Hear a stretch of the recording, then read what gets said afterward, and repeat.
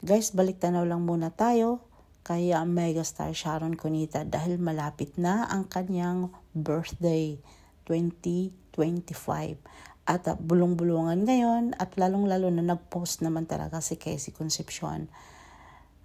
Noong Pasko ay binati niya ang kanyang inang si Sharon Cunita at si megastar naman, ang kanyang ina ay nag-post ng story picture sa kanyang panganay, sa kanyang Instagram at kanyang Facebook. Wish ko na sana ngayong 2025 ay okay na sila talaga. Totaling okay na sila ni Casey Concepcion.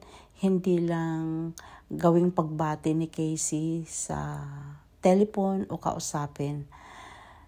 Sana naman ay present siya sa mga ganap sa birthday ng kanyang ina na si Sharon Cunita. Lahat naman ay ninanais na magkabati na ang mag-ina at ito na yung hudyat na sa 2025 ang ganda ng move ng kanyang panganay na binati niya ang kanyang ina. At kahit man yung sinasabi ni Sharon, kahit man ano pang mangyari, balibalik ta rin mo man, mag-ina sila. Anak niya si Casey Concepcion, mahal na mahal niya ito. Lahat naman na anak ay mahal ng kanyang ina.